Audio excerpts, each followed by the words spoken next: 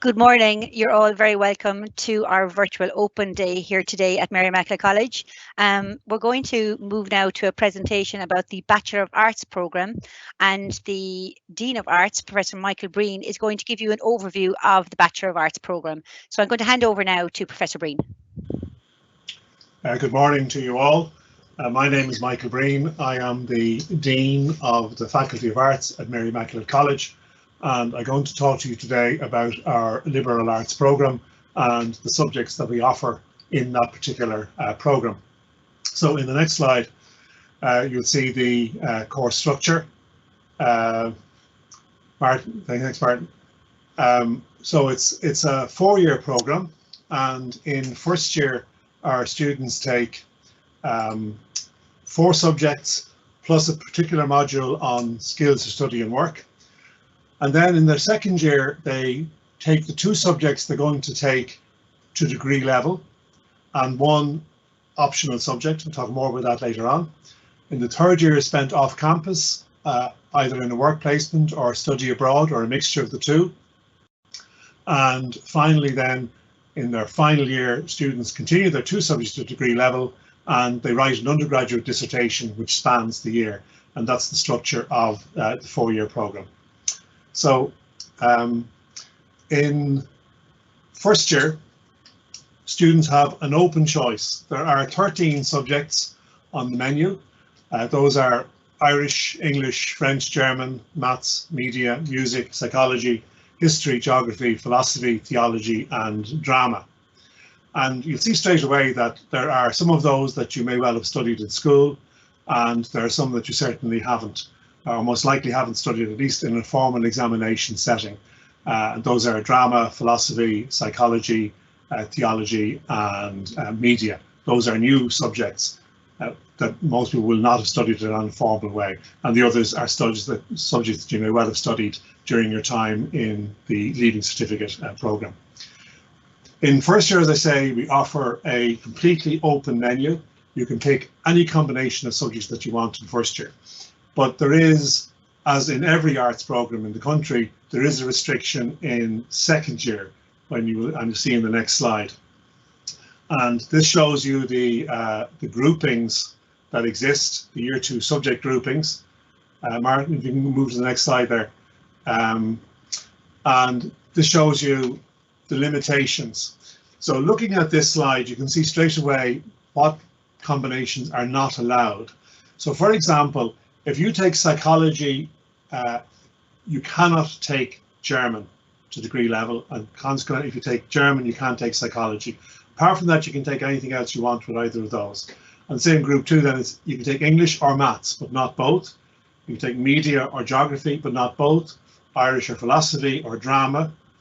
You can take music or theology, but not both. History or French, but not both. These are the kind of combinations that you will see in pretty much every arts programme in the country. Nobody offers a complete open access in second year, and you need to be very careful when you're looking at arts programmes to make sure that the combination of subjects you think you want to take to degree level are actually available to you, so that you're not caught out. If you go to the next slide, you'll see a little bit there about our special module in first year, our skills for study and work. This is a module that every student takes, and it's designed to help students transition from a school environment, which most of our students come from initially, into a university environment.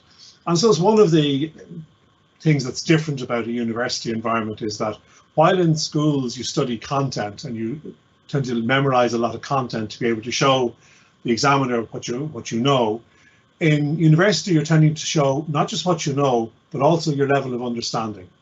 And it's that level of understanding we want to get at in any exams, that level of critical thinking, being able to write analytically about the material that you've studied. And this particular module is geared to help all of our students achieve that, to make that transition, to think critically, to write analytically, and it also equips them with the IT tools that they're actually going to need for the course of studies. The next slide then tells you a little bit about our year 2 elective. As I said earlier, we have In second year, you take 2 subjects to degree level, and you take an elective area of your own choice. So the electives that are offered there may include ones you see: education and entrepreneurship, gender studies, information technology, and probably our most popular elective is teaching English as a foreign language, which really is a certification that allows you travel all over the world and be recognised as a teacher of English as a foreign language. It's quite a standard part certificate from your degree, but it's one that's very popular with our students, and is very good if you want to take a gap year after college. It'll give you a kind of an additional weapon in your arsenal as you go out into the world. In our next slide then, I'll talk a little bit about study abroad. Either students can take 2 semesters of study abroad, or they can take 2 semesters of work placement, or they can mix and match one of each. So we have the Erasmus program, which applies to Europe, and we have partners in pretty much all of the countries in Europe. So you can go to any one of those countries to study. The only cost to you is going to be the airfare to get there and your accommodation. The fees are paid, and there is an Erasmus grant to help you with this. My preference would be that every student would go abroad. It's a fantastic experience if you can manage it. We also have study partners in the United States, Canada and Australia, and we're developing links there, as you can see as well. Most of our European partners offer study abroad opportunities in English. If you're a student of foreign languages, you must go abroad, particularly if you want to get a professional qualification to teach, and you must spend at least 1 full semester in the country of the target language. So if you're a language student, you really don't have a choice. You need to go abroad. But if you are not a language student, it's an option, and it's one that I would strongly recommend to you. In addition to study abroad, our students also can take a work placement, and that's usually professionally oriented, so that students who are interested in media might take a placement in the media environment and so on. And we work out with the students where the best place for them to go on placement actually is. A lot of our students who are interested in becoming teachers will take a placement in school, and we can facilitate that as well. So in life in college, you're going to have, as you can see in the next slide, a number of different things to be bearing in mind. Classes, which are lectures and tutorials. Lectures are large group and tutorials are smaller group. You'll be expected to study in relation to the lecture material. We try to inculcate critical thinking. We are very concerned about our health of our students, their physical, emotional and mental health. And that's something we pay a great deal of attention to in Mary I. And there are a variety of other supports available to you. We have an academic learning centre, we have a medical centre, students' union, counselling and chaplaincy. We have the highest retention rate of any third level institution in the country in Mary Immaculate College. And that's because of the quality of our faculty and the care that we take of our students. So when you come to experience college life, you will find that we will get to know you and you will get to know us. And we operate as a learning community where we actually do care about you. If you come to Mary I, you will most certainly not just be a number. You will be known by name, and you will know your lecturers by name. The next slide then is just a very quick recap of the benefits of a liberal arts degree. If you can put it up there, Martin. It shows you that there's a whole wide range of careers, but I make the point always to students that this is not in any way vocational training. It is an education for life. It's designed to broaden your horizons, deepen your insights, widen your perspectives. And we inculcate into you a set of transferable skills that are highly desirable for employers, because you will be known as flexible and adaptable learners who are critical thinkers, who can approach problems analytically. And that makes people very attractive in the employment market. And it is, of course, for many, it is a springboard to further education. A lot of our students will go on to do the PME, or they will do either primary or post-primary, or many of our students will go on and do an MA, either a taught MA or an MA by research, or they will take a doctorate in the chosen discipline. So the next slide there is the advantages coming to Mary I. If you want to skip on there, Martin. It's coming up there, I think. You can go next one on, Martin, after that.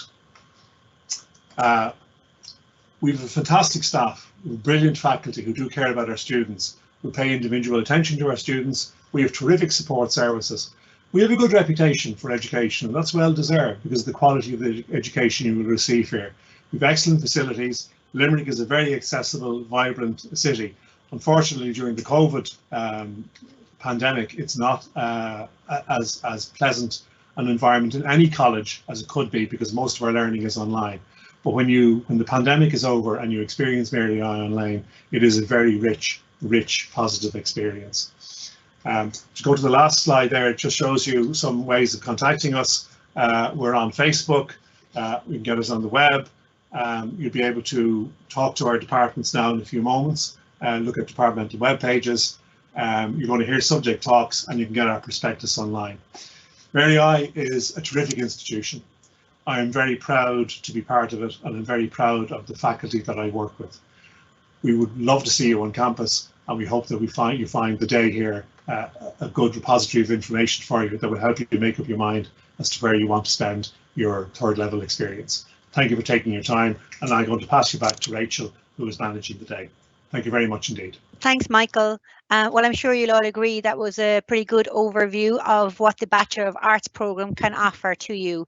And I'm sure you'll agree that there is quite a wide array of subjects available on the BA programme. So there's lots to choose from. Some, as Michael said, you were familiar with, and some not so familiar with. So over the course of the next hour or so, you're going to get a chance to hear a little bit about each of the subjects offered on the programme. So we have 13 subjects in total, and each of those subjects is represented here today and are going to give you a little bit of a taste of what it might be like to take their subject as part of the Bachelor of Arts degree.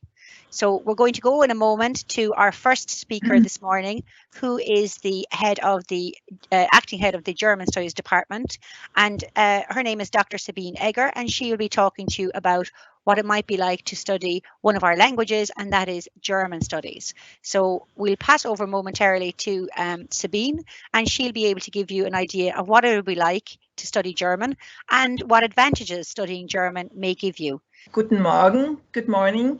Maybe I just start with saying what you learn in a language degree. Language degrees focus on improving fluency in another language. We all know that. They help students to understand the underlying structures of a specific language as a sign system or a code, more or less secret, through the study of linguistics. In the process, language students develop a level of language awareness which also substantially improves their skills in English, Irish, teaching English as a foreign language, as well as their interpersonal and communicative skills, which are, as we just heard, much sought after by employers across various sectors. The acquisition of such transferable skills, with a focus on language awareness, but also intercultural skills, plays an important part in German studies. Our program also covers the history, politics, literature, and film of the country, associated with your chosen language, which allows you to develop intercultural skills and explore further areas of interest in further depth. And the images on the first slide might give you a bit of an idea of these. So this might be international relations, or how Germany has dealt with its difficult past, or, which you might not think about at first sight, Irish history, because through archives abroad or online that you can only access if you speak a foreign language. Or maybe how children in German, Swiss, Austrian primary schools explore languages or other topics, environmental issues. So German studies opens new perspectives, both on Ireland and the wider world. And it gives you the opportunity to immerse yourself in a different language and culture, not only in lectures, but also during your year studying abroad. We have a range of partner universities, ranging from Innsbruck in the Austrian Alps, and you see skiing slopes there, to Bamberg, Gießen, or Flensburg near the border to Denmark. Some students decide to do a work placement teaching English in a primary school in Berlin or in a secondary school. So taking a foreign language in Mary I gives you the best of both worlds, excellent individual learning support and expertise that you might not always have in a bigger institution, and an international learning environment. So if we move to the next slide, German studies gives you access to the language and societies and cultures of German-speaking countries. If you have already learned a language in school, you will find that taking on another language becomes easier as you've already grasped some of the skills needed for language learning. And even if you have struggled with language learning at school, you might find it much easier at third level because we work with different methods. And no, German is not harder than other subjects. That's a myth. So you will have a chance to explore up-to-date methods of language learning and teaching, including role play, class debates, project work. We have lecturers and assistants both from Ireland and German-speaking countries. You work in small groups, are given regular feedback and constant support. And as you can see on this slide, we offer German studies both at beginners, ab initio, and advanced levels. If you're aiming to become a teacher later on, whether at primary or secondary level, you need intercultural skills and a high level of language awareness, especially when working in a multicultural classroom with children from different backgrounds.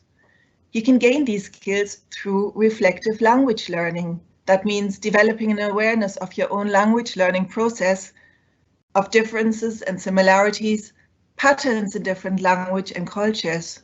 This is fundamentally different from learning about different languages and cultures in a more abstract way or in a general introduction to intercultural issues and other subjects, because you realize and experience yourself that the same words can have a completely different meaning in different cultural contexts.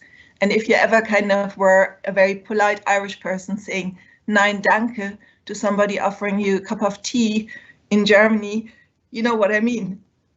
And you learn how to negotiate such situations. In our BA and BEd modules, to learn how to support other learners and how to benefit from such differences and encounters, and how to enable children who have skills in at least two languages, maybe from a migrant background, to share and exchange their language skills with their English or Irish-speaking peers, and vice versa. Because we know from research that children or adolescents from migrant backgrounds tend to hide their first language skills or cultural difference to blend in, rather than regarding them as an asset. In contrast, language awareness allows learners from backgrounds, as much as speakers of English and Irish, to share and apply their language skills when learning new languages. And the last slide. So you've seen on the previous slide already that, of course, the German language area also has an economic importance. And language competency has become a key asset for a much broader range of professions in today's globalized world than it used to be, and not even to think of Brexit.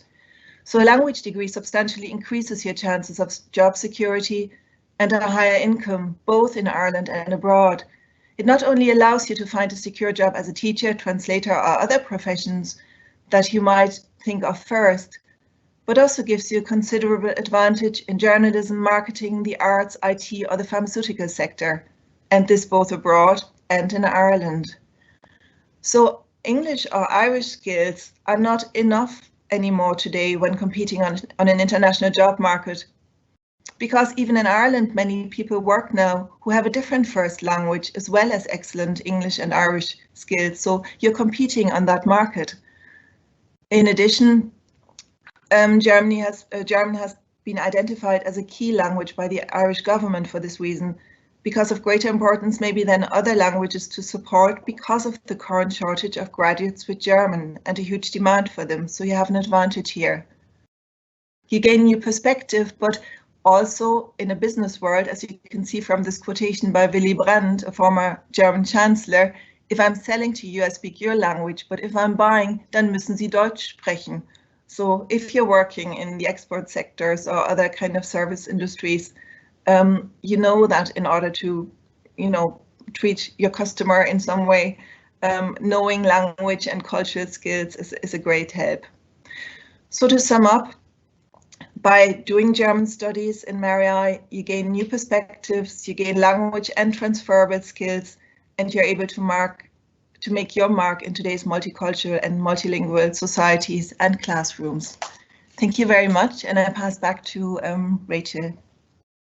So Sabine gave us a lot to think about there with studying German as part of the Bachelor of Arts degree.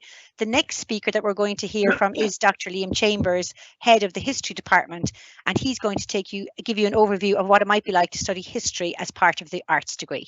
Okay, thank you very much, Rachel, and good morning to everyone who's listening. Thank you for joining us on this rather unusual platform in which to conduct Open Day, but I hope that your questions are answered and you get interesting things to think about. So I'm going to say a little bit about why you might study history at third level. History obviously invites you to think about the past, but history also allows us to understand the present and even to reimagine the future. And in fact, you know, looking at what's happening around us over the past few months, I think it's more important than ever that we learn to deal with the ever increasing amounts of information and sometimes, you know, I suppose polarized arguments about how to understand the world around us. And you can see the role that history has to play in things like the debates about the legacies of slavery that came to the fore in the recent Black Lives Matter protests. I think you can see it in the last couple of days if you've been listening to the news and the commentary on mother and baby homes in 20th century Ireland. It's something we're going to hear a lot more about in the coming days and weeks and months. And it's historians who have been playing a leading role in uncovering the truth there, frequently in the background. And obviously, we turn to medical experts to find a way through and out of the COVID-19 pandemic. But historians have very important, I think, and interesting things to tell us about how people dealt with similar situations in the past, not least during the great influenza pandemic of about 100 years ago, 1918 to 1919. So, if you're wondering what the point here is, the point is this: history is essential really for understanding who we are. And history isn't just fascinating, it's practical too. So history equips you with the skills which are sought after by a whole range of different employers, the kind of things that both Professor Breen and indeed Sabine were just talking about. So how to investigate and evaluate evidence, how to think independently, how to think critically, how to organize and present your ideas and arguments, how to write, and indeed how to write well. These are things that historians are particularly concerned about. Now, you know, many of our graduates are interested in teaching in primary, secondary, and indeed third level teaching.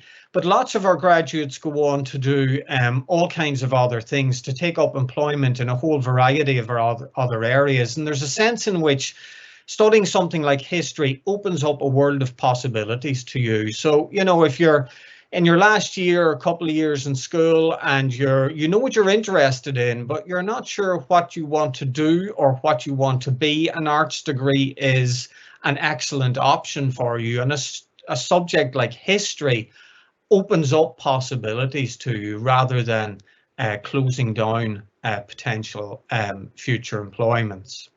Now, in the history department here, we're a vibrant, welcoming community of staff and students. We offer a broad range of undergraduate modules.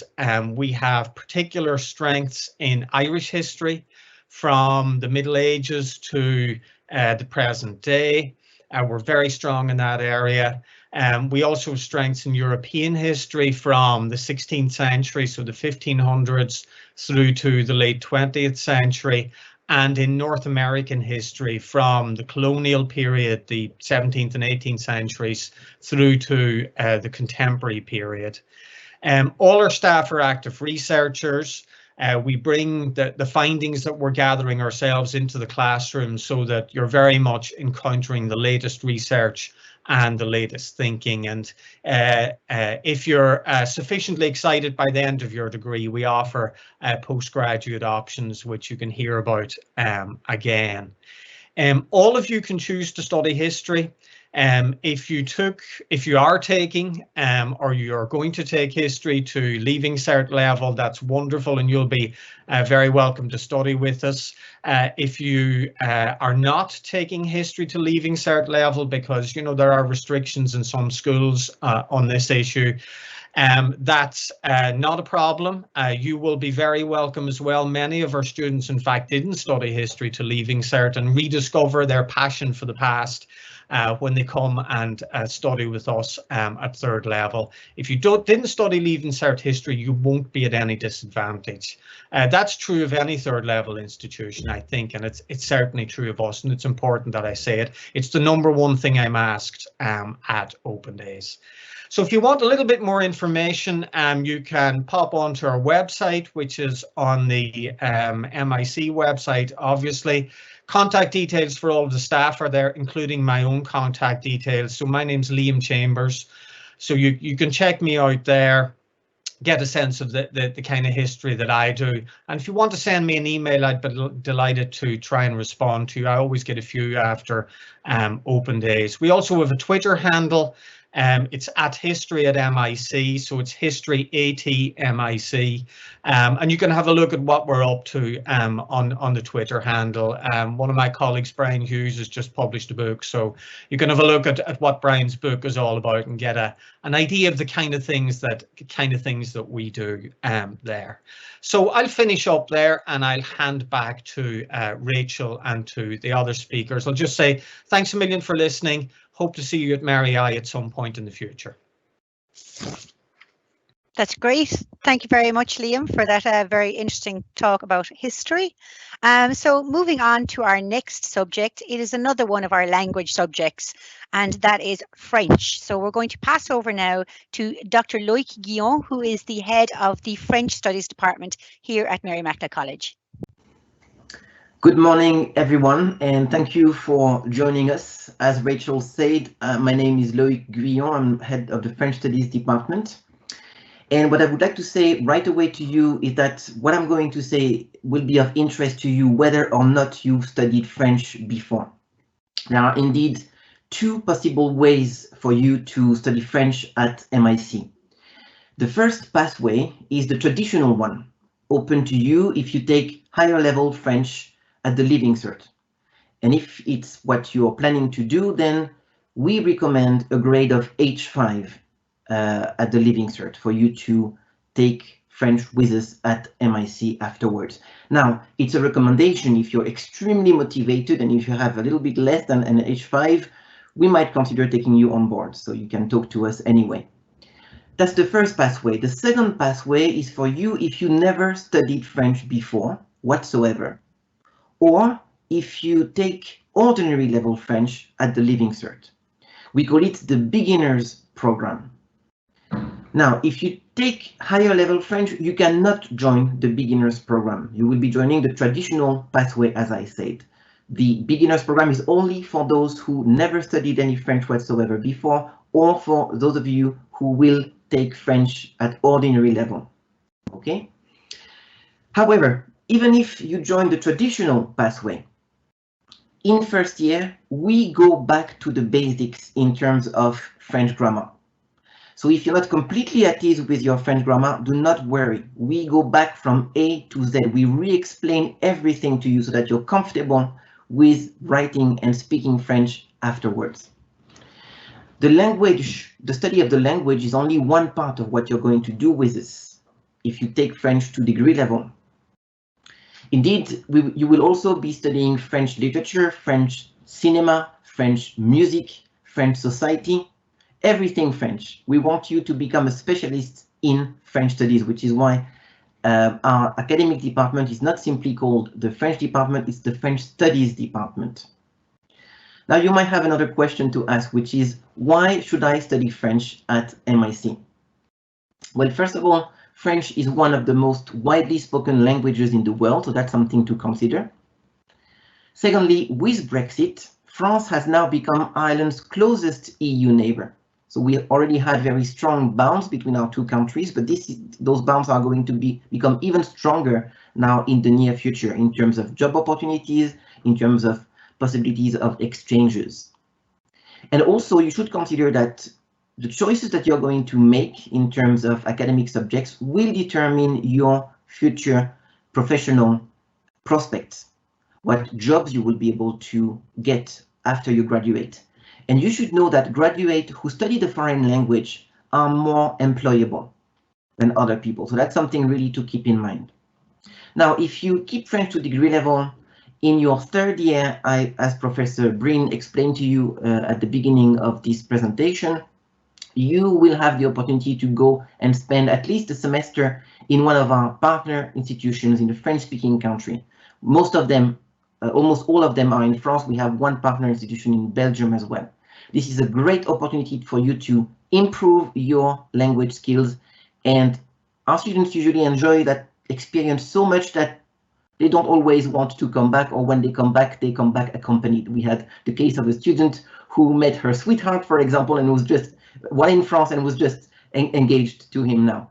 So to sum up, make the right choice, not simply for your degree at Mary I, but for the future in terms of employability.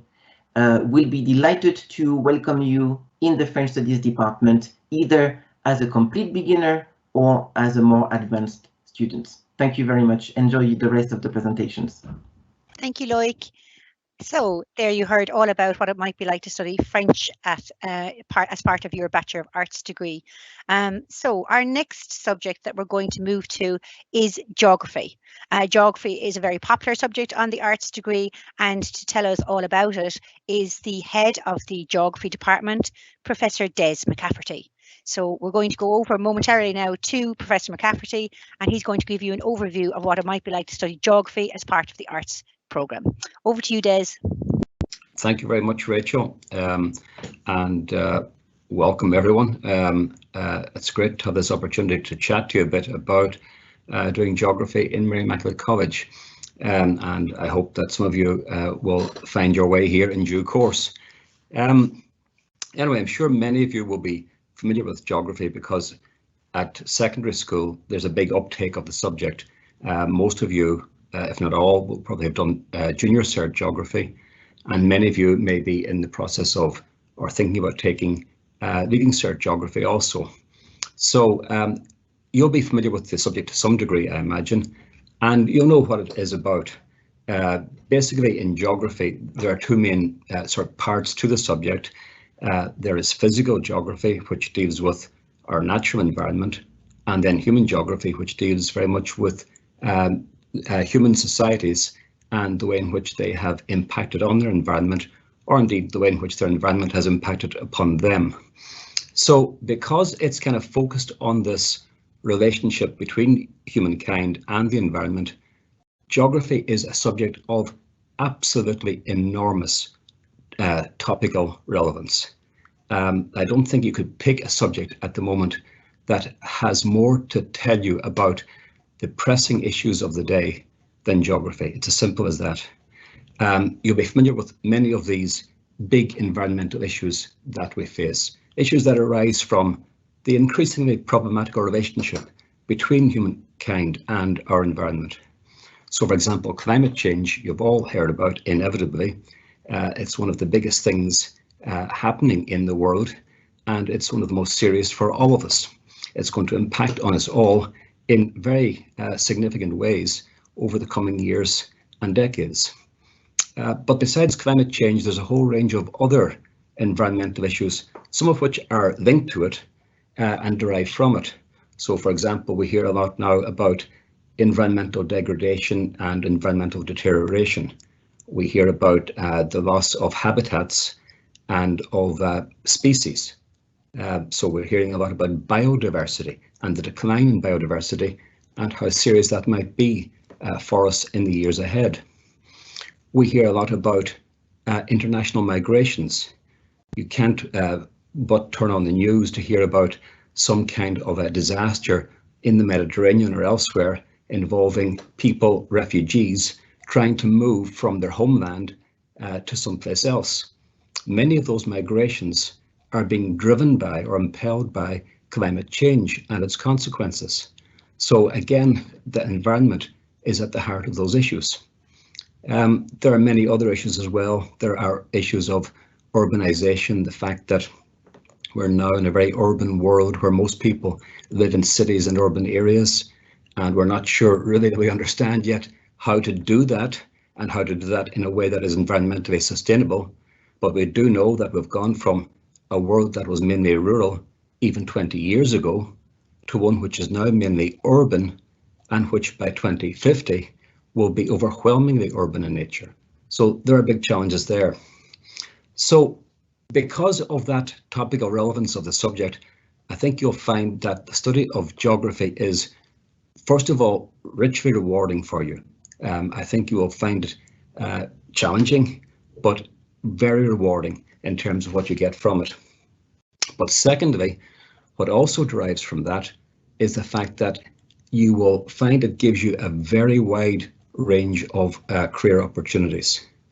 So I know that many of you may be thinking of Mary Immaculate College in terms of teaching and becoming a teacher. But what I'd really like to stress this morning is that if you take geography in your degree, you're going to have a lot of careers besides teaching opening up to you. So just to name some of these, I'm talking about careers like planning, urban and regional planning, or what we used to call years ago town and country planning, local and regional development.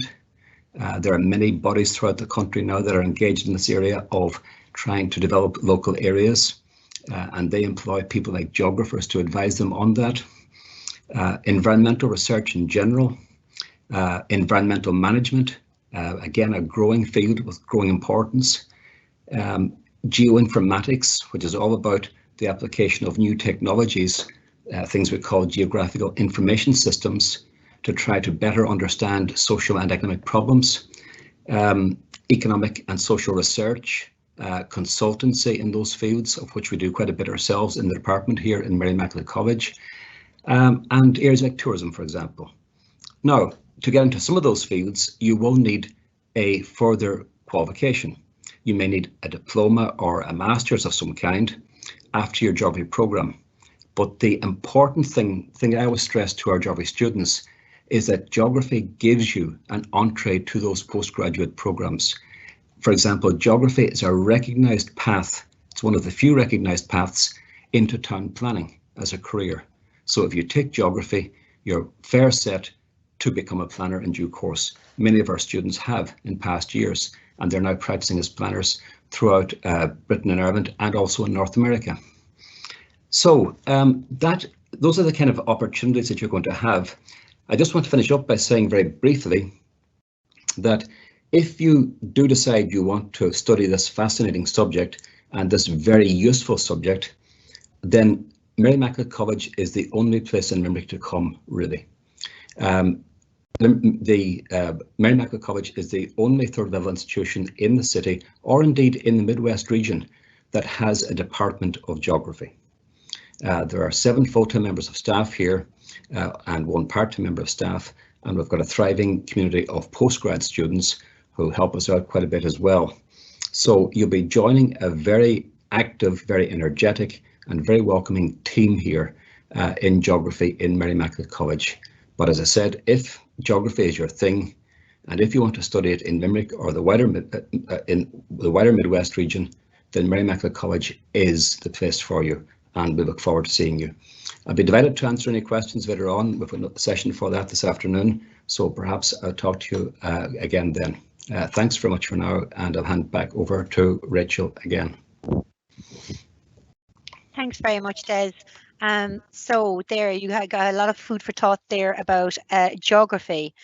Before we move on to our next presenter, I just wanted to remind you as well that if you want more information about the various subjects on the Bachelor of Arts degree, you can of course go to the college's website, that is www.mic.ul.ie, and there you will see a tab called Faculties and Schools, and under that tab you will see Faculty of Arts, and all of the academic departments in the Faculty of Arts are on that page, and you can get their contact details, and you can email the departments with any specific queries or questions that you may have about their subject. They will be more than happy to help and to answer your questions. So I'm going to pass over to our next speaker, who is Dr. Brondan O'Croneen, and he is the head of Ryan na Gaeilge, and I'm going to hand over now to Brondan. Okay, good morning, Rachel.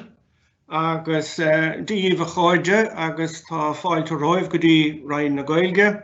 Is Misha Brondan O'Croneen agus volume har counter rinne beganin ólis hut I vinjov féin mína siúla gingen sa agus féin méid a bheith siúla go féinnig mar ranín sibh an ghailge mar ábharstadéir an sa goláiste bhuiir a gan smáil. Agus dar nó tá súlagum gnéanthe cuidmhathagah é sin. A géadal sios fé mar a chéan sibh an sleanán tá sé le muomh a gunne gur a bí rain na gailge an rain acadúil is mó in ábh na nán. Agus má chur míid san áirih na micléin fad tá déanamh stadéirlinn ar gampus eile in Norlis a gúnta Hebridáirin. Má chur míid iad san áirih is féidir in rá go bhfuil go má os ciún 600 macléin a déanamh stadéir ar an Gaeilge an sa is gan dáhat ní beag san. Nis, beidir gur bí an teachtareacht is táhachtaí a bheith gom díomh inniuh ná gur bí an Gaeilge teanga chumarsáide na rinne, sin na rá, gur Gaeilge fad a bheith le cluisint a goibh ó léachtóirí agus ó hagascóirí rain na Gaeilge sna ranganna fad. Agus ní leon áras ná go gabhraíonn sé sin go mór le micléin an teanga a chalamhú agus a ghabhlam agus líofacht a bhainteach iad féinnig. Fiúmháin mar bhfuil taithí a cuideagaibh ar a bheith a déanamh ranganna Gaeilge in Gaeilge, raisibh a daithí ar sin go hana hapig go háirithe ins na cearlanna tangan, language workshops, ina míon grúpaí beaga a cleachta skillene na tangan idir éisteacht, labhairt, léamh agus scríomh. Agus is sé an taithí atá gunne ná go muineann micléin anna hanamh ar fad as na ranganna sa, agus as ábhar na léachtaí a bhí na gcuindáibh. Is be mé caint fés na léachtaí sin inis. The next slide, Martin, an chéad sleanán eile le thail. Well, an cheistan sa, cén fá an Gaeilge má sé? Cén fá go raníonn an irid san macléin an Gaeilge mar ábhar céime, ó ciún 600 macléin I go láiste bhuiir an smáil. Well, fé mar a cín sibh an sa, bín réimse anna lehan ábhar a chlúdach going in á gcuid léachtaí. Nós mar hampala na nóla tríochta atá loitin sa. Modúil ina nentar stadéir ghearrscéalta, grámaí, uorscéalta, agus an nua ilíocht atá á scríomh sa Gaeilge ó aimseir na habeochanna, nuas go dtíon Arlíonn féin, sé sin le 100 bliana nuas na mar sin. Agus cuim sin sé seo roinnt dus na scríbhneoirí a bár a chur peann le pár in éireann riamh. Agus tá cuioineh an sa roiine mar Fáric ó Conairí, Martin ó Cain, Seán ó Riordáin agus Nuala ní Hónal, ganach dar ná beag go lua. Bíon lé going héithir na naine sin fad agus daine eile nach iad. Na hánta san cuim sin ar gcuid léachtaí tradiisiún fada sibhar na Gaeilge ó réine seanna le tríochta, agus an bhéalidis, an nuas go dtí ceistena có-aimsire a bhaineann le teanga agus pobal an Gaeltachtaí an léinneomh, sé sin an tuachang ó léocht. Agus tuis na hábhairse ar fad a bheith cho hilgénéthach agus cho spéisiúil seo, tá níos mó macléin ná riamh a dul raig chun iarchéimine I dhéanamh ag leibhéal na máisteachta agus na dochtúireachta, agus tá micléin an sa tréis tráchtais PhD I scríomh na réimsí seo ar fad le blianta beag an nuas. Agus níos mó fós I mbun ibre MA-na agus PhD-na fé láthir. Ní hé sin an téanrá a bháin atá ag micléin. Agus ó hebh garamacha bathaga, tá micléin a dhéann stadéir I rainn na Gaeilge sa ag obair mar bhúntóirí. Tá an Gaeilge fós an athóchtach má heastíonn uait a bheith a bhúntóir ag go bun leibhéal gan dáhat bun bhúntóireacht nó má heastíonn uait a bheith I de bhán bhúntóir. Ach tá iarmhicléin eile dar gcuid ag obair mar léachtóirí an drí leibhéal. Mar astrathóirí, mar iriseoirí, is mar chraoltóirí, nó a gcúrsaí éireachta agus trasóireachta. Agus is dócha gur fíor go bhfuil níos mó deisina ná riamhán do mhicléin le céimine sa Gaeilge. Agus mar sin canna hebh nó cén fá ná déan fá stadéir irí. Tá mórrán féidirthachta dheann do chuoine. Is cinte go minic tú tainmh agus tarifa as má dhéanaan tú, ní leon dát mar dheallar sin. Péisceile, tá súile gom gá ráláis sibh an Ghaeilge go láis gur gan smáil, agus má dhéanaan sibh bígí cinte go gurfar fáilte is fithe roimh. Agus tá siúráilta má ránaíonn sibh an Ghaeilge go minic sibh ard tainmh agus tarifa as an gcúrsa. Nis be me súile ceis nó hóibh níos íon líon jobh beidir, ach sinna bhfuil uimse go fólaigh gur maithagah as éisteach leis an méid sin bhfuim chuir mé thnáis go dtí Rachel sibh inis. Gur míle maith agat, Brondan. So that was the presentation on what it might be like to take Gaeilge as one of your subjects on the Bachelor of Arts programme. The next speaker that we're going to is also in one of our language departments, and that's of English language and literature. Our speaker this morning is the head of the English department, that is Dr. Eugene O'Brien, and he's going to give you an overview of what studying English might be like as part of your degree. Just to remind you as well, before we go over to Dr. O'Brien, that the programme presentations from this morning's virtual open day will be available on the college website to view after the event. So they will be available to view again after the event on the college website. So I'm going to hand over now to Dr. O'Brien. Hi everybody, my name is Eugene O'Brien and I'm the head of the Department of English Language and Literature in Mary I.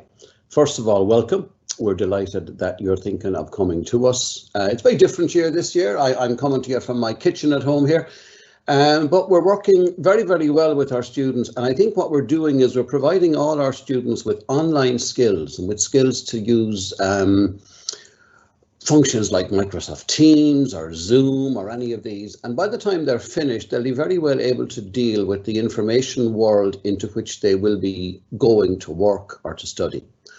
Why do English? Well, it's very simple. English is the subject through which we have, most of us have our language, through which we talk, we understand, we make ourselves known. English is the study of imaginative literature. Every book that we give you to study wasn't written as a textbook or wasn't written as some kind of a way of getting you to learn stuff. It was written for fun, written for enjoyment and written for pleasure. Our department in MIC is one of the largest in the college. We teach the BA, we teach some BEd. We have a thriving Master of Arts programme. I know you're only thinking of starting off, but if you're looking at a longer career, we have a master's programme. We've graduated over 160 students and we've graduated 57 PhDs. Every member of the staff has written an academic book, at least one academic book, and we work as editors for some of the biggest publishers in the world, including Oxford and Routledge. So you'll be coming to a department that's working at the top of its level in terms of international research. Why is that important? Because the stuff that we teach you is stuff that we're actually learning ourselves. So if we're teaching you about the writing of Seamus Heaney, we're also writing books about Seamus Heaney. So we're really working at the kind of top of our level. In terms of first year, second year and final year, we go from Shakespeare right up to contemporary work. We look at texts that are from high culture and from popular culture. We look at texts that are popular and texts that are unusual, stuff that you might never see or you wouldn't be expected to see quite normally. The big television adaptation hit of the first lockdown, Sally Rooney's Normal People, we're teaching that in the MA. So we're very contemporary and we're looking at an awful lot of Irish literature and contemporary world literature in the 21st century, not just the 20th.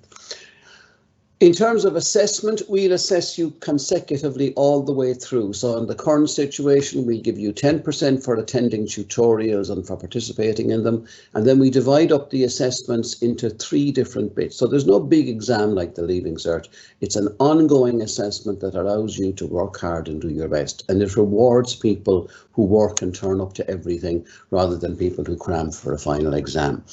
The department operates an open door policy. If you've got a question, you can email us on lockdown or level 5 as this is, or you can knock on our doors when we're actually in college and do that.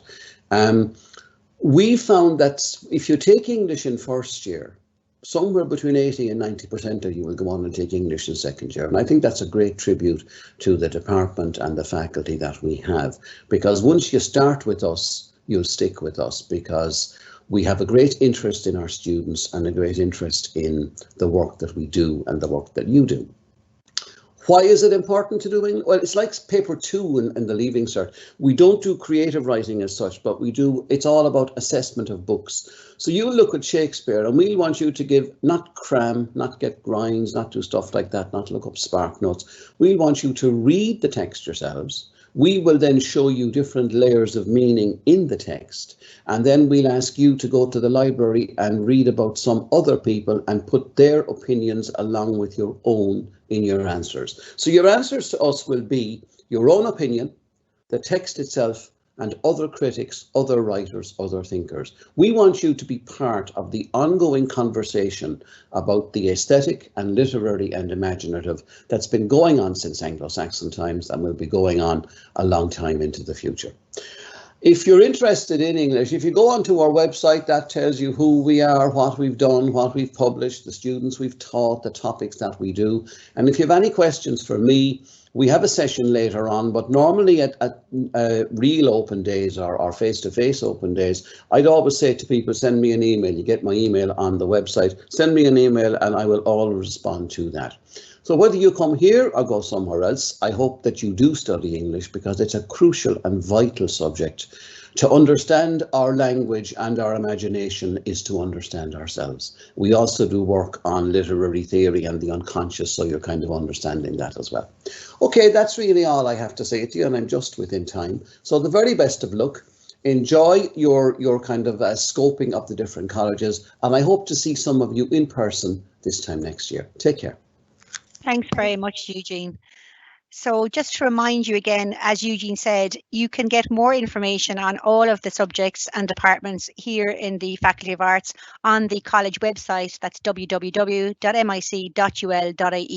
Each of the departments has their contact details on their webpage, and you are absolutely welcome to email the departments with any particular questions or queries that you may have about their subject or what it would be like to study their subject here at Mary Immaculate College.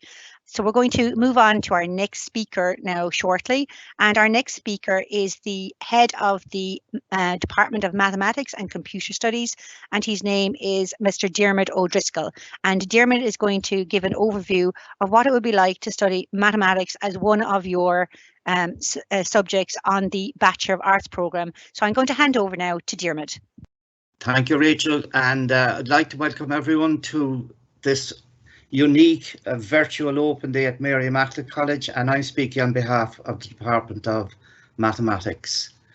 Okay, so my name is Diarmuid O'Driscoll and I'm the head of the department.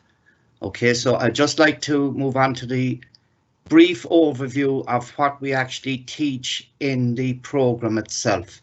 So in first year there you can see that we do elementary number theory.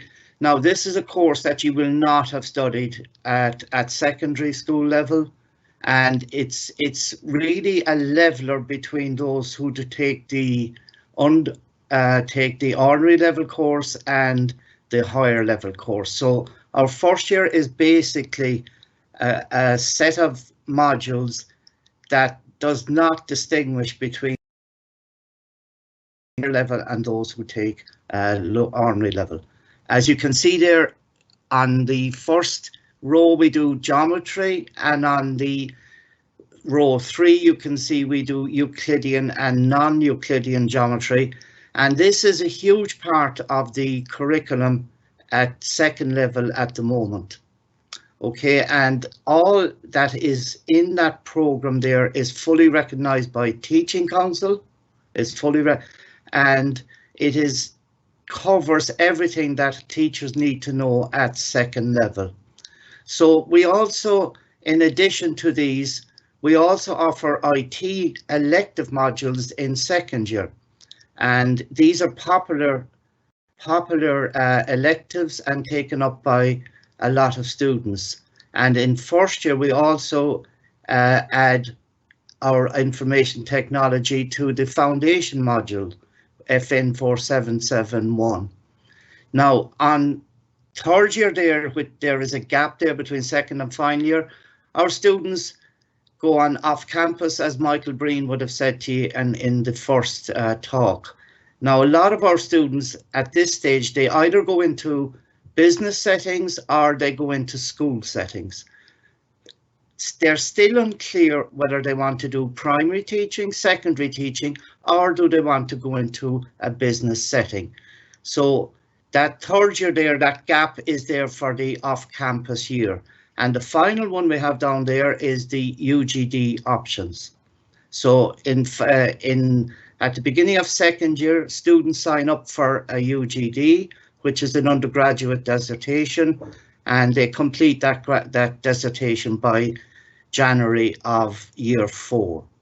So moving on to next slide, we'll see where do our graduates go. Now, a huge amount of students that come into Mary I have teaching at the back of their mind when they come in first. So they go on to primary teaching, they do a PME here with us at Mary Immaculate or in some other institution. They do secondary teaching, so we have a link with UL there for a PME at secondary level. But a lot of our students also go into finance studies. So that requires further education, mainly an MSc in risk management or an MSc in financial mathematics. And that then will take you into, if you look at the right-hand column, that will take you into finance or banking, not necessarily education. So the maths program gives two very strong options. It gives you a line into teaching at primary, secondary, or even third level, and it also gives you an option into finance, banking, software, which requires further education as well, or the education setup itself. So if we move on to the next slide, I'm going to do some history, a little bit of history. So supposing we had to imagine a world without advanced technology. Now, we don't have to go back that far for it, but I'm going to go, and how did we measure the radius of the Earth? So if we move on to the next slide, could we still answer our question without the advanced technology? So how did the Greeks, for instance, do it? And if we move back onto the next slide, we'll see that it's yes. And the early philosophers, mathematicians, used geometry to what to me when I was going to school were amazing type calculations. So if I move on, we'll see the first Greek that's credited with measuring the radius of the Earth. Now it's quite difficult to pronounce this, but it's Eratosthenes, and he lived there 276 to 195 BC.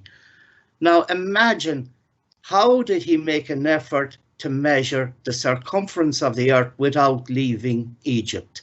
So this is how he did it. And if we move on to the next slide, we'll see he measured the sun, the rays of the sun, and he lived in Syene, and he found that at a particular time the sun was directly above a very deep well, and he could see the sun rays shining into that well. Then at the same time, someone measured a shadow that was cast at a place called Alexandria, which was 900 km northwest of Syene. So what did this throw up? Okay, so on the next slide, you'll see that they measured the angle that the shadow cast at Alexandria, and that angle was 7.5 degrees. I've 7 marked on the map there, but it's 7.5 degrees is what they used. This then led to mathematics that you're well familiar with in secondary school level. So I'll just show you how the calculation was done on the next slide. So that angle of 7.5 corresponds to 900 km on the actual distance between Syene and Alexandria. So 1 degree corresponded to 900 divided by 7.5, and 360 then corresponded to 43,200 kilometers. So again, there he measured the circumference of the Earth, and that gave a radius of 6875. He was only 8% out from the exact measurement that we do today. Okay, and also thank you for your attention. Okay, Martin, right? Okay, thanks for your attention, and any questions that people will have, I'll be available as well on the later session. So thank you and best of luck to you. Bye-bye. I'll hand back to Rachel now. Thanks, Diarmuid.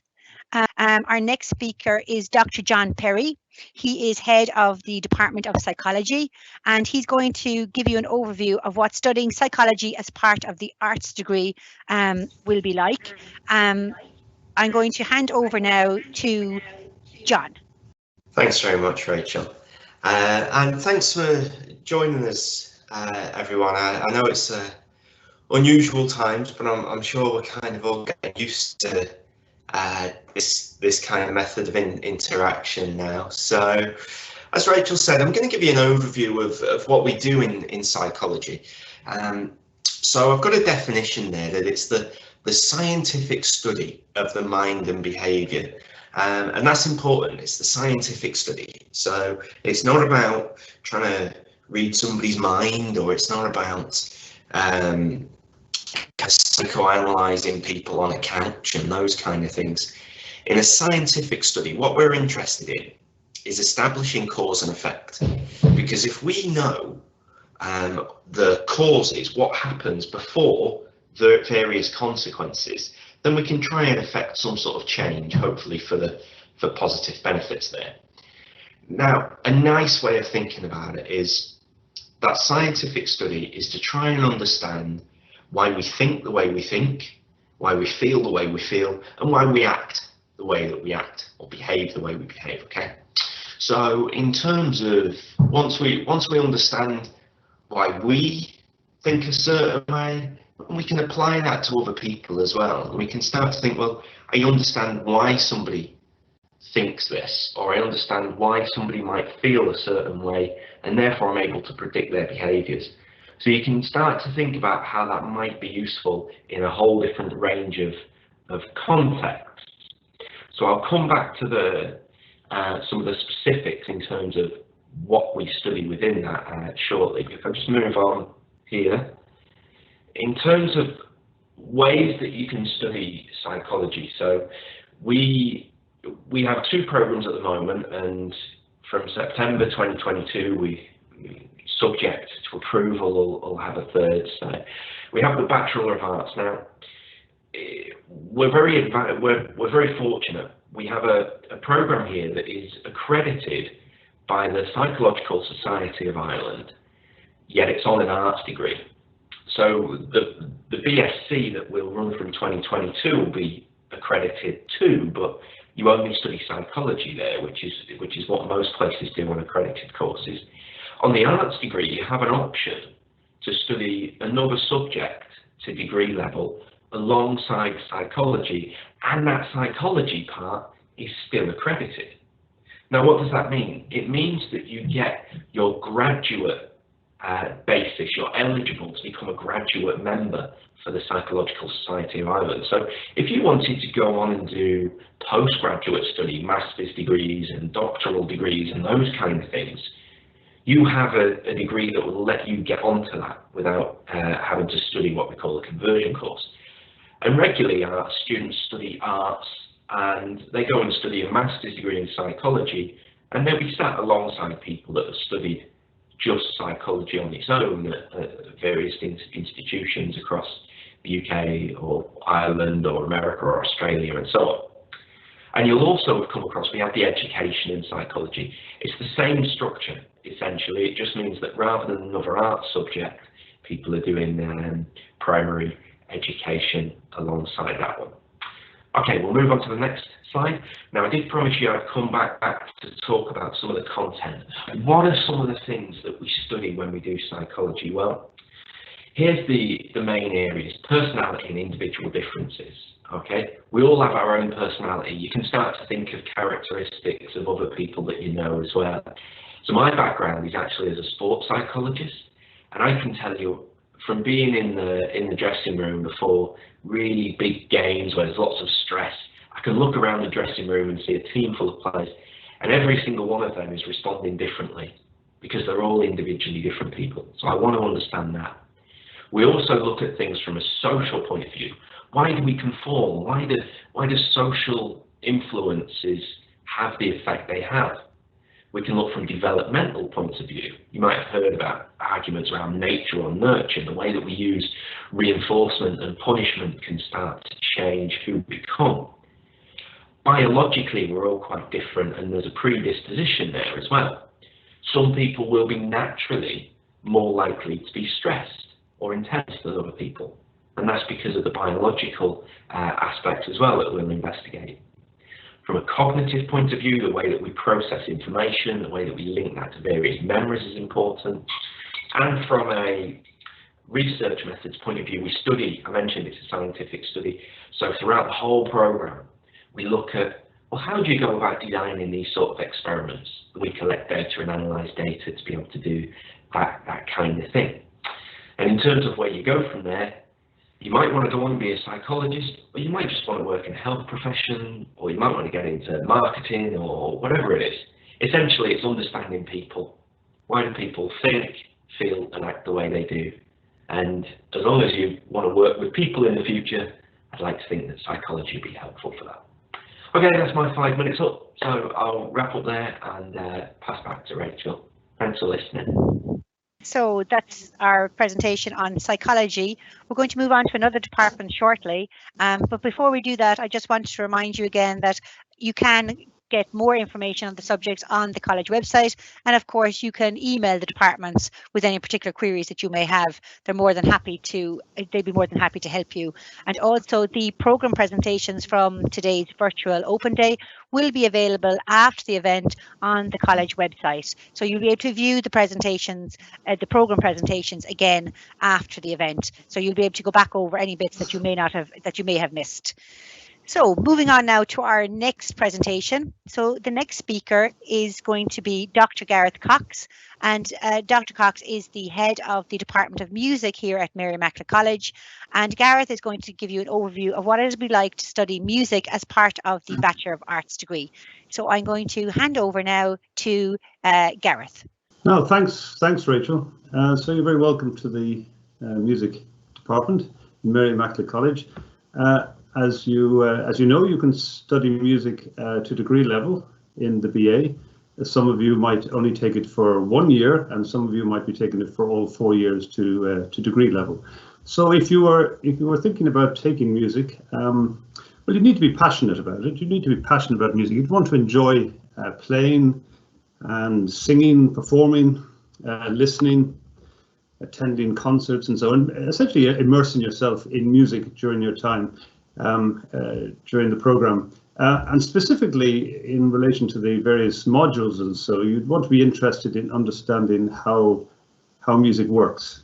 Okay, so you're going to develop your music writing skills here. You can see on the slide there in front of you the theory and techniques, and I'll go through some of those. So you're going to be studying theory and techniques, music history, and you're going to develop technical skills, analytical skills, performing, critical, creative skills, and so. But if we look at that slide and you see theory and techniques runs really through the whole program. You start out by learning the rudiments and terminology, and we develop your knowledge of the language of music with ear training, keyboard harmony. And so you're learning how to write music, and essentially how as you go through the program, how to write in different styles from different periods. And this leads into arranging. You can see arranging where you might arrange for string instruments or for choir, and we perform these. Into final year where you go into free composition, and you write a piece for a chamber ensemble, and so which would also be performed. So that's all the theory that runs right through the four years of the program. The performance part. There is a practical each year. There's a practical, a short one in first year and a more substantial one then in second and obviously in final year. So you do need to be able to perform throughout the program. Now these you have music history and analysis and so that the theory and techniques will help you through your study of the music of particular historical periods, because that'll help you to study the music from the inside, as it were, for instance, to study not just the product, the piece itself, but also the process. So you'll be looking at important issues of different historical periods, key developments, looking at selected works by different composers, genres, forms, the social, political context, and so. So each there's different modules on different historical periods. Then we have analysis. We have Irish traditional music, understanding Irish traditional music within a historical context, a social context, international context, developing again your analytical skills to be able to understand Irish traditional music. There's popular music.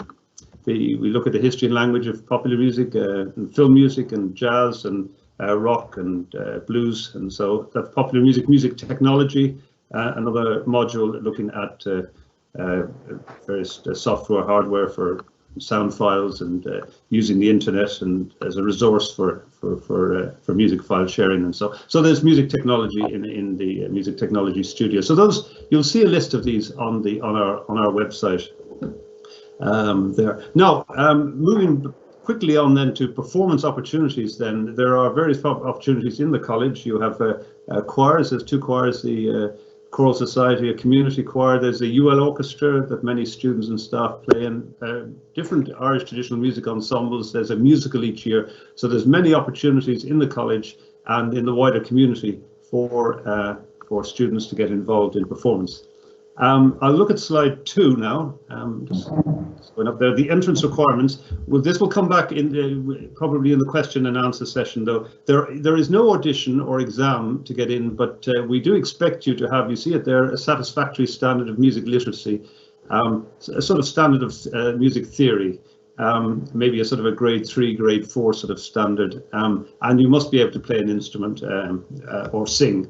And if you're singing, you might learn an instrument if you're majoring in music, you might learn another instrument while you're at the college, in the college. So there is a short written advisory session that's in week 1 when you come in. We will give you a written test, we'll look at your musical background and we'll advise you, but it's not an exam as such. There's more detail of that on the website. So I'm aware of conscious of time there. So if you have any questions, go to the Department of Music website. I think all your questions should be answered there, but do feel free to email me directly. My email address is on the website. Email me and I will answer any of your questions there. Okay, so and good luck with your leaving certificate now when you come to. I'll go back to Rachel now. Okay, thanks, Rachel. Thanks very much, Gareth. And as Gareth said, you'll find the answer to most of your questions about music on the Department of Music's website. So do please check it out. It's on the, you'll get to the Department of Music's page by going to the college website, www.mic.ul.ie. And of course, if you have a question that is not answered on the website, you can of course email the department and they'll be happy to help you. So we're going to move on to our next presentation, and this is a subject that you more than likely will not have studied at school. However, you're surrounded by it every single day. We're talking, of course, about media and communication studies, and the person giving the talk this morning is the head of the Media and Communication Studies Department. That is Dr. Rosemary Day, and Rosemary is going to give you a brief overview of what it will be like to study media as one of your subjects on the Bachelor of Arts programme. So I'm going to hand over now to Rosemary. So thanks very much, Rachel, and good morning to everyone. It's strange, I'm not sure who I'm addressing, but I hope I'm talking mainly to students who are thinking of coming to Mary I and wondering what their future holds for them. I'm conscious too that maybe some of you have your parents watching in with you, which is a good thing, and even some guidance counsellors and teachers. So what I'm going to do is 2 things in this 5 minutes. I'm going to show you some familiar faces and boast a little about the fact that all of these people are graduates of Media and Communication Studies from Mary I. And then I'm going to tell you a little bit about how you too can become one of these people. So I'm going to go forwards and backwards in these slides and chat away to you. The first slide I'm showing you is just some of the maybe up to 60 people we have working full-time, permanent and pensionable, as they say, in RTE television and radio. You may be familiar with, on the left-hand side there, Micheál Lahan, who's the political correspondent for RTE. You see him on the news almost every night. But we also have people who work in Lyric here, based in Limerick. And up in the top right corner, a Tipperary man, Cian McCormack, who is constantly winning awards for his radio features, and he's usually on Morning Ireland. Several television producers there, some Limerick based, mostly based in Montrose and Dublin, although work is changing, and as we become more and more convergent, as the media becomes more and more convergent, people can work, as we can see, more and more from home. In the centre there, the blonde lady, Jackie Hurley, who came to Mary I with the one ambition of becoming a sports journalist on television and radio, and lo and behold, there she is. She was featured in RSVP there a few weeks ago. But there are a variety of different careers, not just appearing in front of the camera, and we prepare you for all of those different roles. In fact, management in the industry and media is very important. And down the bottom there we have Clean O'Leary, who's the deputy head of all sport across all platforms, digital, television, radio and RTE, and Raina Connery, who works in the very important field of digital management and promotion. So if I can have the next slide there, please, Martin, and I won't stay long on it. These are people who work in other television stations and in film in Ireland and internationally generally. And if you move on, I'm just going to literally move straight on to the next one. We have a number of people working in radio. So there isn't a radio station in the country that doesn't have one of ours. Most of the people who work in Spin Southwest came straight from Mary I. The manager there, Nessa McGann, the recent manager, she was the manager of our community radio station, Wired FM, and I'd like to talk to you about that and tell you that it gives you the opportunity to hone your skills before you go out into the real world looking for a job. We didn't teach either Pat Kenny or Graham Norton, but the girl who's in set there, Shea from Mulqueen from Ennis, she produces the Pat Kenny show on Today FM and has had the thrill, I suppose, of interviewing many people more than just Graham Norton, but he's one who'd catch your eye. Gavin Grace up at the top, if you're from County Clare, you'll hear him every morning, or your parents may listen to him every morning for the flagship magazine programme and several others. And my last slide, please, Martin, shows you somebody who you may not know, but she's very important in the world of film in Ireland, Michelle Ryan, Limerick originally, and she's shown here during her student days when she went for the student Oscars and came second in the world for a piece of work she did. But her job today is managing the social media account of Ardmore Studios and Troy Studios, and so she works on the pre-production and the marketing of Netflix series like Night Flyers, etc., Penny Dreadful, others that you may have been following and watch. And here on the very first slide, which shows her coming back and sharing a bit with her students. So I'm going to finish with slides there, please, Martin, for my last 2 minutes, and just talk straight to you. The advantages, I suppose, of coming to Mary I give you two subjects in your degree. And we're particularly flexible and malleable. We work very well. We're a bit like a condiment. We're like salt or pepper. We go with nearly everything, or even sugar and honey. So any subject with media is a good second string to your bow, and it gives you an advantage over many other people aspiring to work in the media, because it means that you have a second area or discipline that you can offer. The next person coming up is coming from religious and theological studies, and when he talks to you, you'll see how well the media works with those, because we need religious correspondence, of course. Speaking Irish is a really good plus to have. You saw on the second slide there how many different stations speak Irish, and it's a useful entry point for the Galordine. But really any subject gives you that second strength, and it's an unusual one, because you may be thinking of coming to Mary I because you live live near. But the advantage, I have to say, is that not only are we based in Limerick in the Midwest, but we are the only college in the region that offers media and communication studies. Others offer subjects that they call new media.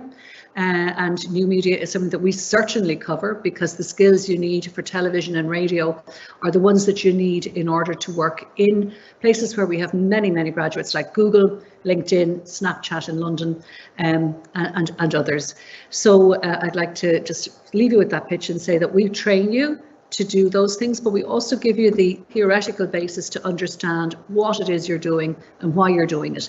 Our course outline is all on the website. We'll be around the second session if you want to ask us any questions. And I'd like to hand over now, Rachel and Martin, to the head of Religion and Theological Studies, Professor Eamon Conway.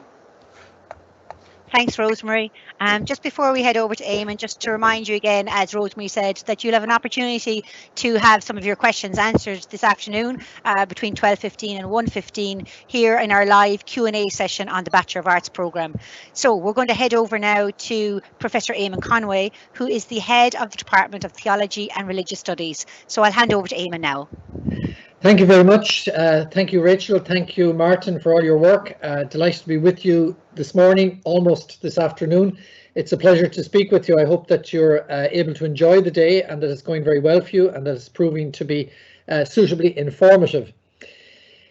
Theology and Religious Studies is one of the many different disciplines available to you at Mary Immaculate College. We're one of the few places in Ireland where you can study Theology and Religious Studies as an undergraduate degree subject. You can also do it at DCU and at Maynooth. Certainly in the Southwest, we're the only place where we can offer you this to degree level. If you take it within our liberal arts programme, it will also qualify you in the subjects necessary for teaching religion at second level. You can go on and do the teaching qualification subsequently.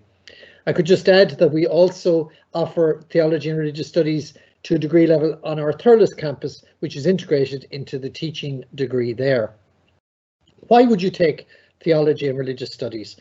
Well, you've done religion in school and you probably liked it, or maybe you hated it, and that's a good place to start talking about theology.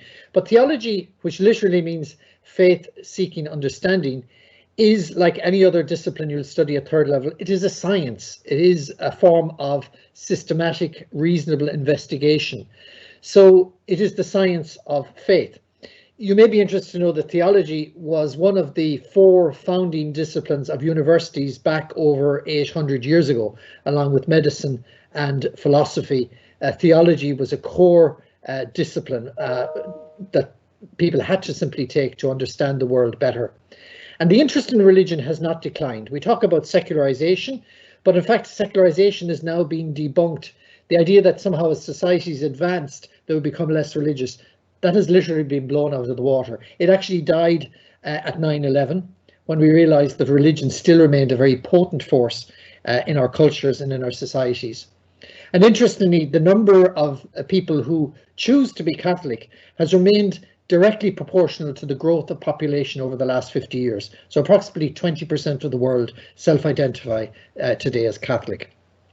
Now, what do we study in theology and religious studies at Limerick? Well, first of all, every question is on the table. This is not about trying to, if you like, indoctrinate you into a particular religious belief system, but rather, as I say, it is the science of religion. It is the science of faith. So we interrogate every aspect of religious belief and indeed of atheism. I'm actually teaching a course at the moment with 56 students in a module in which we're looking at the various kinds of atheism that exist in our world today. Interestingly, the most powerful one, in a sense, is the atheism that arises from people's experience of suffering and of meaninglessness in their lives. At postgraduate level in this semester, unbelievably, we're experiencing a huge rise of interest in people wanting to study theology, which I do associate with the whole COVID-19 crisis. Back there in March, Pope Francis said to us that now is a time for us to ask ourselves what really matters most in our lives. And I think that's why a lot of people are looking now towards studies in the area of religion to say, well, do our lives ultimately matter? Do our lives ultimately have meaning, have worth, have value? Is at the heart of reality some kind of love that is stronger than evil, that is stronger than violence? or at the end of the day, do any of the choices we make matter at all?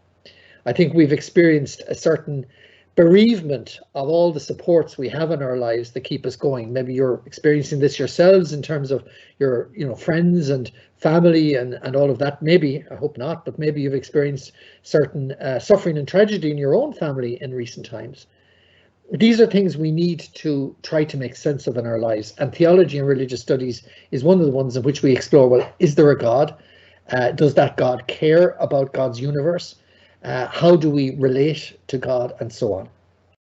As I say, there's no evidence at all that interest in these questions globally has in any way deteriorated. Okay, so if you come into Mary I next September and you choose to take theology and religious studies, like 60 of the current first years have chosen to do, what will you study? In first year, you'll study a general kind of overview course of world religions and the phenomenon of religion. And then you will go on to look at an introduction to the discipline of theology. That'll be in first year. Then if you choose to continue to take theology to degree level, you'll have an opportunity to look at Christian ethics. What's our responsibility if we claim to be believers, but how we relate to one another, how we relate to our environment. This whole area of care for the earth has become a hugely, hugely important aspect of life nowadays. In fact, as a neighbour said to me the other day, maybe to some extent nature is now reminding us that it cannot be taken for granted as we live through this COVID-19 crisis. So as Christians, if you self-identify as a Christian or indeed as a Muslim or a Jew, what are your responsibilities for care of the earth? We will look at Scripture, the Bible, and this is something that has really taken an interest for many, many people. I describe it as the gateway drug into theology, actually, Scripture studies, because it's something people really do interest themselves in, and when they do that, then they get interested in all aspects of theology. So studying the Bible, how the Bible came to be written, the history of the Bible, the nature of the different books, and so on. Then in final year, we look at different understandings of God, different understandings of atheism. We look at particular topics in the area of Christian ethics, care of the earth, relationship between church and state, sexual ethics, bioethics, and so on. And then we look at the sacramental life of the Christian community, and we look at the nature of the church. So that's kind of an overview of the kind of disciplines. But the only commitment you're making if you take theology in first year is, in fact, to those introductory modules, to the discipline of theology and to religion and world religions. And a lot of students, as I say, enjoy that. They come along and they study that and they do very well in it. Very quickly, careers. Where can you end up? Well, we cover all the bases to become a teacher at second level of religion. That might be something you'd like to consider along with maybe some other subject.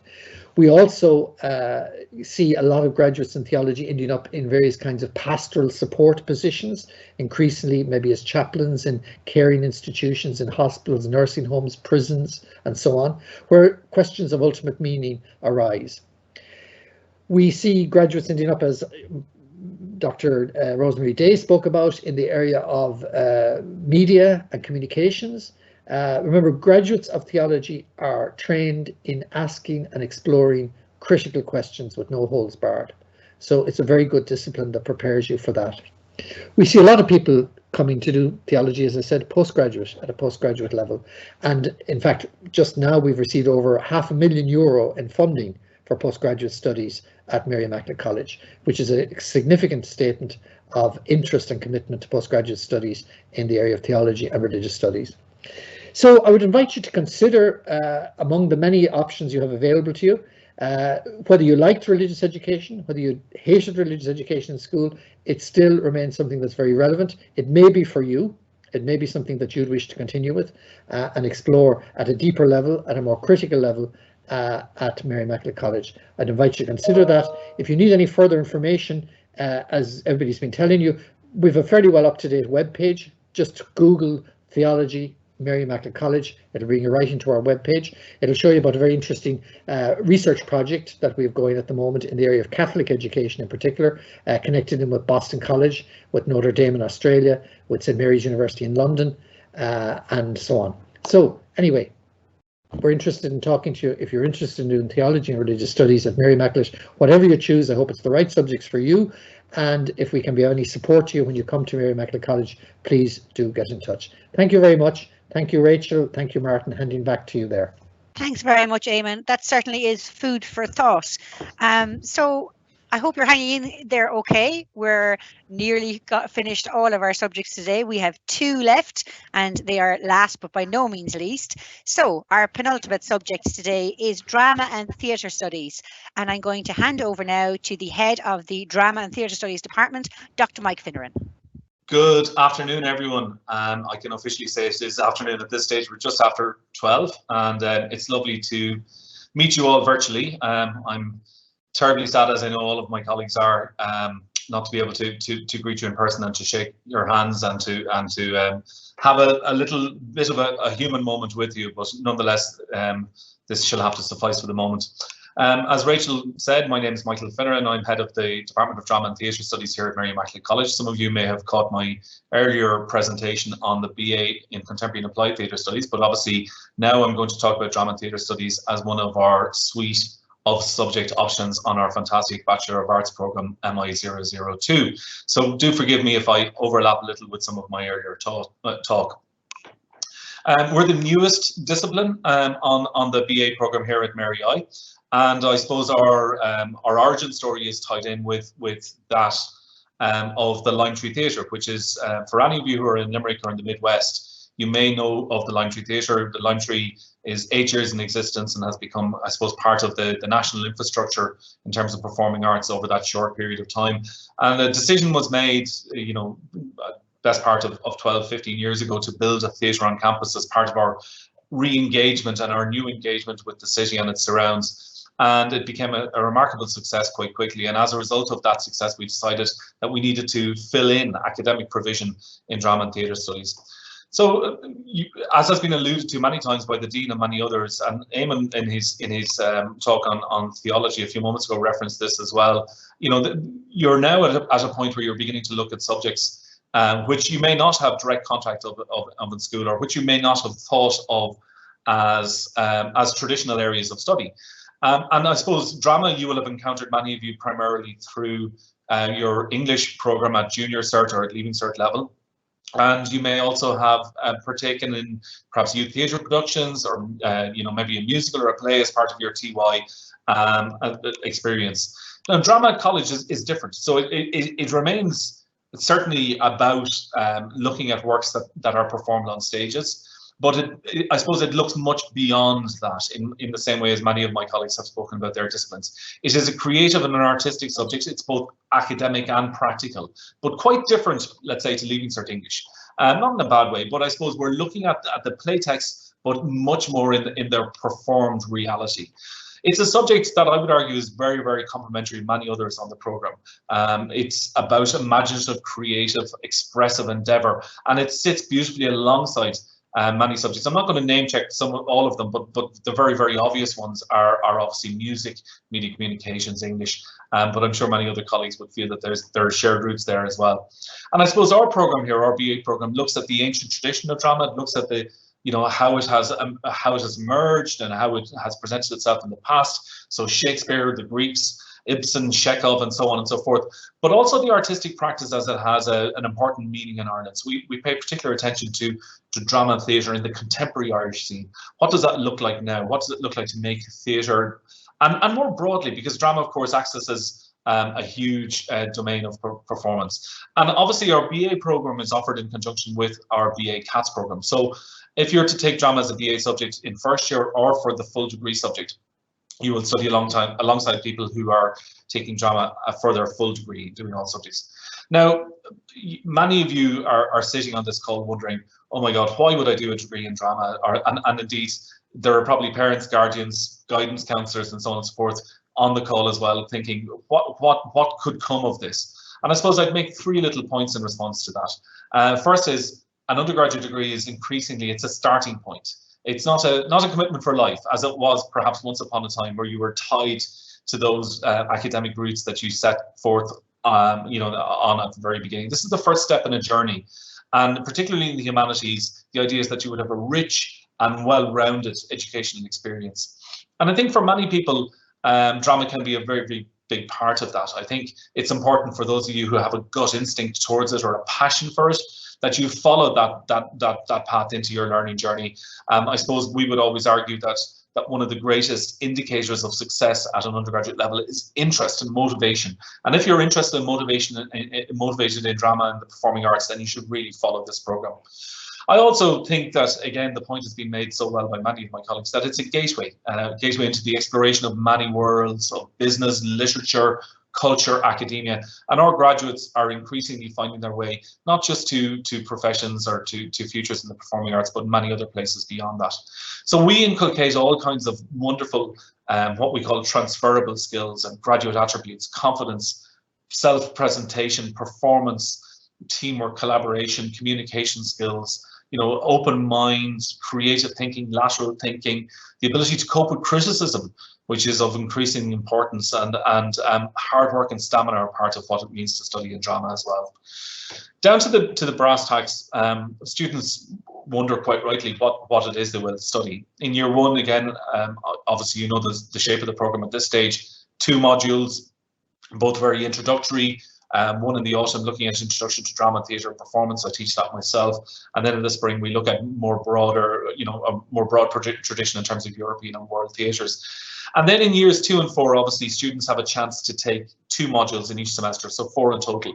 And there's a fantastic blend of studio modules and classroom modules. So 50-50 in years 2 and 4 between very practical workshop oriented teaching and more traditional classroom teaching.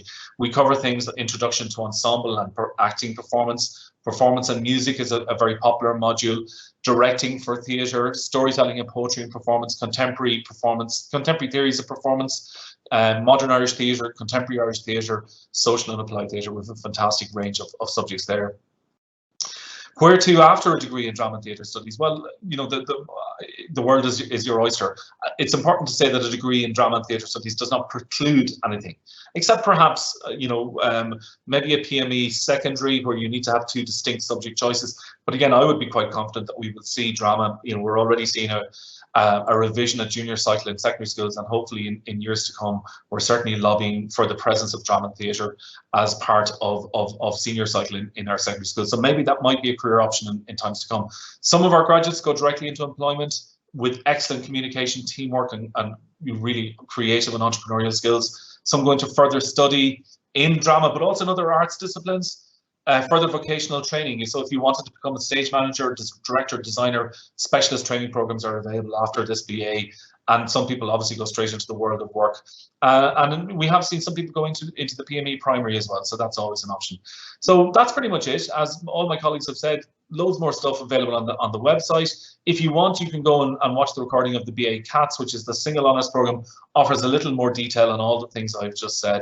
But please, if you have an interest, you feel a certain passion that you want to fulfill, do go and follow it. Don't underestimate the importance of that attribute in terms of choosing your subjects at 3rd level. Thank you, and best of luck with all the rest of your talks today. Thanks, Rachel. Thanks very much, Mike. Some very sound advice there. We always advise students to pick subjects that you like, that you're passionate about. Students normally perform better in subjects that they actually like or have an interest in. So it is something to bear in mind when choosing your subjects. So now we are on to our final subject of today, and that is philosophy.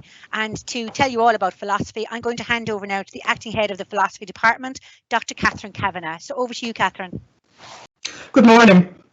Or as Michael said, good afternoon. It is actually afternoon at this stage. There's a certain irony in my positioning here, being last in the order of subjects, because in fact, philosophy was the first of the intellectual disciplines to emerge. It emerged with the ancient Greeks, and the material we've been discussing already, the mathematics of the Greeks, the drama of the Greeks, these all have a relation to philosophy. Well, now the first question that people always have to ask about philosophy is, well, what is it? I mean, everybody knows the other subjects from school or from media or something like that. Philosophy is new.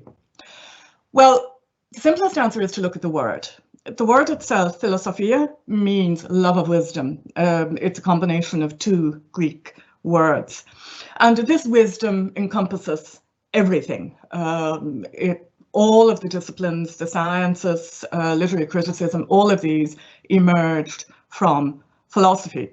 So what's it thinking about?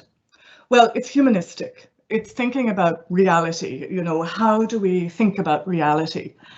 And it thinks about it in a rational way. And this is the great innovation of philosophy in human history.